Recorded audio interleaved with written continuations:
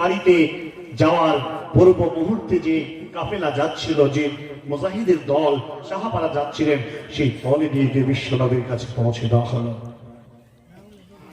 খবর ছড়িয়ে গেল, দুর্নাম রটে গেল।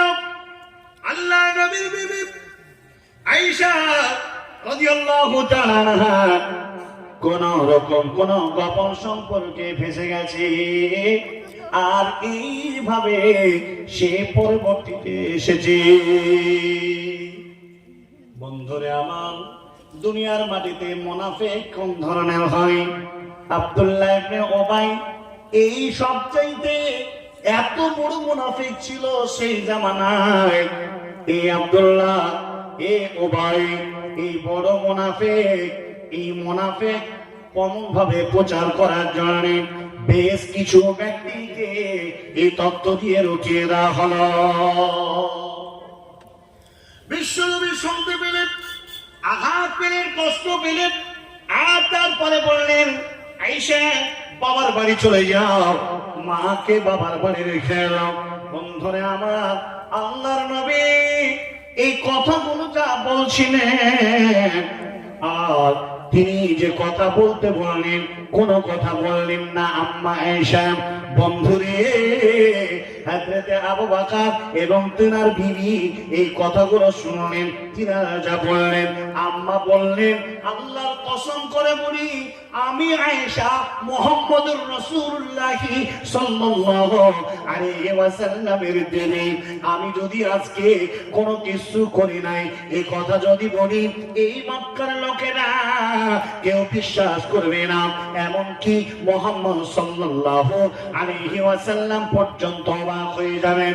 আবার যদি আমি এইটা মিথ্যা করে যদি বিশ্বাস করে নিই, আমি এটা করেছি, আমি নোংরা কাজে ফেসেছিলাম, আমার দ্বারাতে অঘটন ঘটেছে, পাপ হয়ে গেছে, এটা যদি বিশ্বাস করে নেই, আমার আল্লাহ তাবারক ওয়া তাআলা জানেন আমি পাপী না, আমি সতী সাবিত্রী, আমার রব সেটা আমার জানে, অতএব আমি কোনো কথা বলবো না। এইভাবে থেকে গেল। মা আয়েশা কোন খাবার পানি তিনি খেলেন না, তিনি এত এত শোকাক্রান্ত হয়ে গেলেন। বন্ধুরে আমার, জননী মা আয়েশা সিদ্দিকা রাদিয়াল্লাহু তাআলা আনহার ব্যাপারে আল্লাহ তাবারক ওয়া তাআলা বিশ্ব নবীকে শেষ পর্যন্ত ওহী নাযিল করলেন এবং প্রমাণ করে দিলেন মা আয়েশা সত্যবাদী। মা আয়েশার ব্যাপারে যারা এত বড় উপকণ্ড ছড়িয়েছে, যারা এত বড় দুর্নাম করেছে, আজ এদের সম্পন্ন মিথ্যা প্রমাণিত হলো, মুনাফিক ধরা পড়ে গেল। ওবাইয়ের নাম, আব্দুল্লাহ বিন ওবাইয়ের নাম, সেটা প্রকাশ হয়ে গেল। বন্ধুরে, আয়েশা সিদ্দিকা রাদিয়াল্লাহু তাআলা আনহাকে ডাকতে গেলেন, আল্লাহর নবীর সঙ্গে মা কথা বললেন না। আবু বকরকে বলছেন, আব্বাজান তুমি চলে যেতে বলো নবীকে, আমি কথা বলবো না। এটা ছিল, এটা আমার ডোরাই, নবীর উপরে আমার ডোরাই, এটা ভালোবাসার অধিকার তিনি আম্মা আয়েশা সিদ্দিকা রাদিয়াল্লাহু তাআলা আনহা দিয়েছিলেন। বন্ধুরে, আল্লাহর নবী জানতে পারলেন। আজ আমি বলতে চাই, এই শেষ পর্যন্ত দুনিয়ার বুকে যত মুনাফিক মানুষেরা আছে, নারী সংক্রান্ত কোন তথ্য যদি একবার লিক হয়ে যায়, সত্য মিথ্যা আমরা যাচাই করি না, আমরা সেগুলো নিয়ে মানুষের এখানে এখানে তুলে বেড়াই। বন্ধু জেনে রাখবেন, বিনা তদন্তে যদি কোন কথা কারো বলেন, আল্লাহর নবী বলেছেন, লোকটি যদি অপরাধী না হয়ে থাকে, তাহলে তার জীবনের যত গুনাহ, সমস্ত গুনাহগুলো রটনাকারীর আমলনামায় জমা হবে।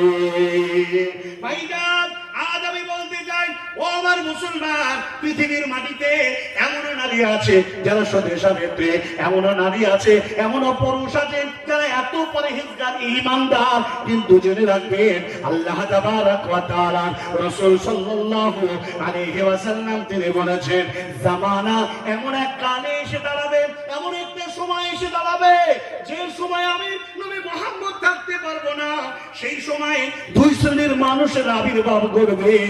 এরা বেঁচে থাকবে, এদেরকে যখন তোমরা দেখবে, নিগ্রহ জেনে নিও এরা জাহান্নামী। এরা কারা? রাসূল সাল্লাল্লাহু আলাইহি ওয়াসাল্লাম তিনি বলছেন, সিনফানি মিন আহলিন নার। আল্লাহ রাসূল বলছেন দুই শ্রেণীর মানুষ, তারা হবে জাহান্নামী। আল্লাহ রাসূল বললেন লাম আরাহুমা, আমি তাদের দেখতে পাবো না এই জাহান্নামীদেরকে। এরা কোন ধরনের দুই শ্রেণীর মানুষ? কারা কারা? আল্লাহ রাসূল বলছেন সিনফানি মিন আহলিন নার লাম আরাহুমা কওমুম মাহুম সিয়াতুন কাযানাবিল বাকার ইয়াদরিবুনা বিহান নাস। মানুষদেরকে অযথা পিটাবে, তাদের হাতে থাকবে গরুর লেজের মতো গেটওয়ালা লাঠি। বন্ধুরে আমার, আল্লাহ তাবারাক ওয়া তাআলার নবী মুহাম্মদ তিনি বললেন এই লোকেরা বিনা কৈফিয়তে, বিনা তদন্তে, বিনা হিসাবে তারা জাহান্নামে যাবে। আল্লাহর নবী বললেন আর এক শ্রেণীর নারীরা তারাও জাহান্নামে যাবে। তারা কারা?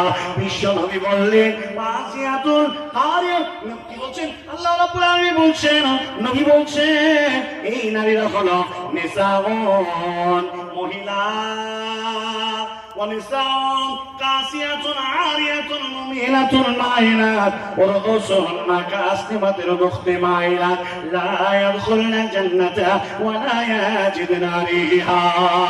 আল্লাহ নবী বললেন এই নারীদেরকে তোমরা যদি দেখো এরা কাপড় পরিধান করে থাকবে, তারপরেও তারা উলঙ্গ হয়ে থাকবে। বাবজান, আজকের মাহফিল থেকে বেরিয়ে যান, সকালবেলা হবে আপনি রাস্তার ধারে বসবেন, আপনার বাড়িতে লক্ষ্য করবেন, আপনার প্রতিবেশীকে লক্ষ্য করবেন, আপনার সোসাইটিতে লক্ষ্য করবেন, আপনার গ্রামের প্রতিবেশী আপনার বাড়ির চালে চাল থেকে আছে, তারা রাস্তায় চলে, তারা কাপড় পরিধান করবে, এরপরও তাদের শরীরের সব অঙ্গগুলো দেখা যায়। শুধু তাই নাই, আজ বর্তমান জামানায় নারীরা এমন একটি নোংরা জায়গায় পৌঁছে গেছে যেই নারীরা পোশাক শুধু নামমাত্র পরিধান করে।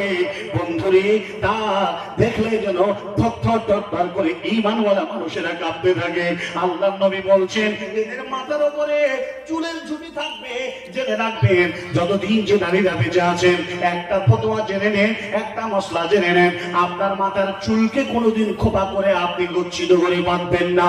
আল্লাহ নবী বলছেন এই নারীরা এমন ভাবে তারা চলবে, সাজগোজ করবে, পুরুষের সামনে যাবে, পুরুষকে প্রমাণ করবে, দেখো আমার মনটা কত উদার, তোমাকে দেখে তোমার দিকে আমার শরীরটা ঝুঁকে যায়। আল্লাহর নবী বলছেন যে নারীরা সাজগোজ করে পুরুষদের দিকে অগ্রসর হয়ে যায়, বিশ্ব নবী বললেন এই মেয়েরা যাবে জাহান্নামে।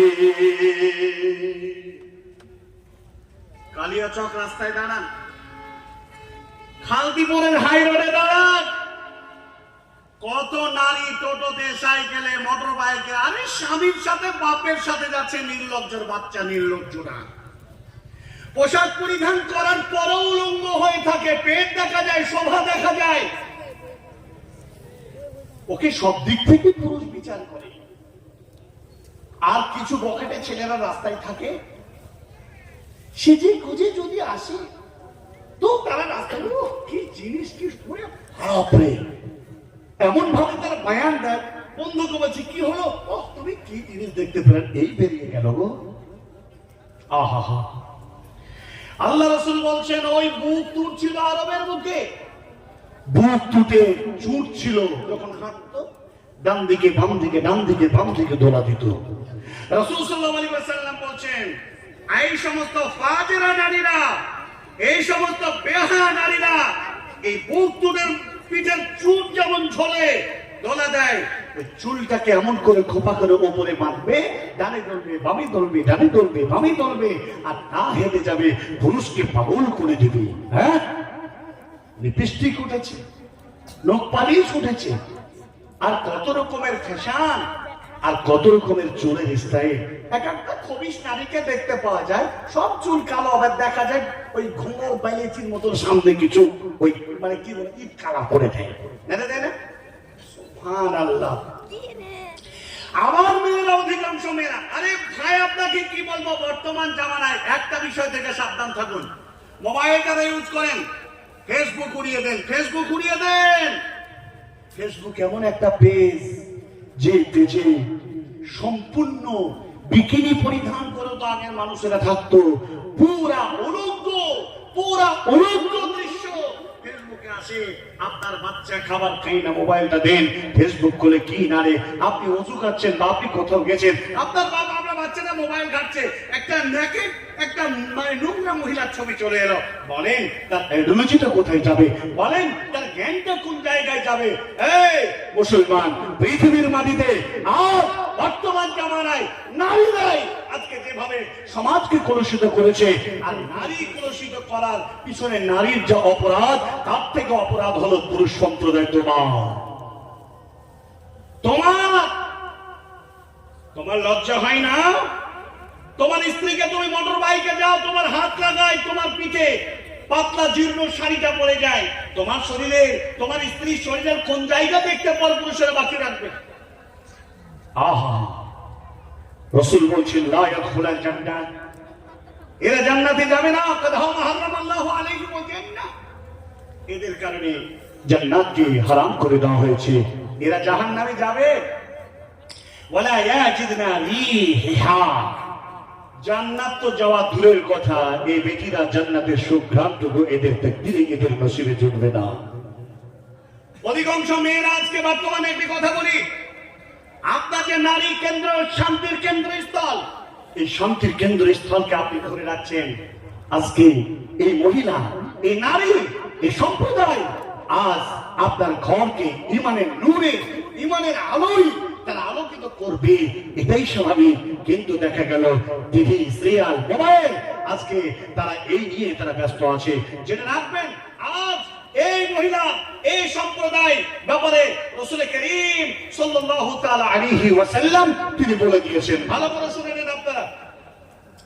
পৃথিবীর মাটিতে দুটো পাপ না করে মানুষ পাপী হওয়া যায় না, দুটি পাপ না করে মানুষ পাপী হয়। এক, আপনাদের এলাকায় জুয়া খেলা হয় তো না? হয়। হাওলা কুওয়াতা ইল্লা বিল্লাহ। যে এলাকায় জুয়া হয়, আল্লাহর কসম নামতে আর বেশি দেরি নয়, জুয়া হয়। তো জুয়া হয়, লটারি হয়, হয় না? হয় না? জুয়া হয়, লটারি হয়, ক্যারাম খেলা আছে না ভাই? এই যে এই খেলাগুলো, তো মনে করেন কোন ব্যক্তি এসে বলছে এসো ভাই জুয়া খেলি, আর জুয়া যদি ক্যারামে হয়, জুয়া যদি লটারিতে হয়, জুয়া যদি ওই গুঠি দিয়ে কোটোতে লড়িয়ে লড়িয়ে হয়, লটারি মানে লুডুর মতো, সম্পূর্ণ জুয়া, এগুলো সব জুয়া। এখন যদি বলি আসো জুয়া খেলি, এই কথাটা কত বড় অপরাধ। খেলেনি, শুধু ডেকেছে এসে জুয়া খেলি, তখনও খেলে নাই। রাসূল করিম সাল্লাল্লাহু আলাইহি ওয়াসাল্লাম তিনি বলে দিয়েছেন যে এই কথাটা বললেই তুমি এত বড় পাপী হলে যে তোমাকে 12.5 কেজি করে শস্য দানা তোমাকে ফকির এবং মিসকিনকে তোমাকে সাদাকা করতে হবে, কাফারা দিতে হবে। এই কথাটা বলার কারণে রাসূলুল্লাহ সাল্লাল্লাহু আলাইহি ওয়াসাল্লাম তিনি বলছেন, কোন নারী সাজগোজ করে আছে, এমন সাজগোজ করে আছে যে আমাকে দেখে খুশি হবে পুরুষেরা, ভালো করে মেকআপ করেছে, ভালো করে শাড়ি পরেছে, কুচিয়ে পরেছে, আর বারবার শুধু শরীরের শাড়ির দিকে ঘুরে ঘুরে তাকাচ্ছে। ভাইরা আমার, বন্ধরে আমার, জননী মা, আল্লাহর নবী বলছেন কোন পুরুষের বিছানার কাছে যাওয়ার তোমার দরকার হবে না। আল্লাহ রাসূল বলছেন এ নারী জিনাকারিনী, পোশাক পরিচ্ছে এত মোতাকির করে পুরুষদের সামনে দণ্ডায়মান হয়ে গেল। আল্লাহর নবী বলছেন ওই নারীটা হলো জিনাকারিনী। অতএব বন্ধুরে, ওই জিনা থেকে বাঁচার জন্য আজ আপনাকে আমাকে প্রচেষ্টা নিতে হবে। এমন জীবন তৈরি করুন, এমন ভাবে তৈরি করুন যদি আপনার বিবি তৈরি না হয় তাকে আপনি তালাক দিয়ে দেন। 3 মাস আসবে, 3টি তালাক আপনি দিয়ে দেন। 3 মাসে 3টে হায়েজে তাকে তালাক দিয়ে দেন, বিদায় করে দেন। ইমানদার মেয়েকে আপনার পরিবারের হিসাবে পরিবারে নিয়ে আসুন। বন্ধুরে আমার,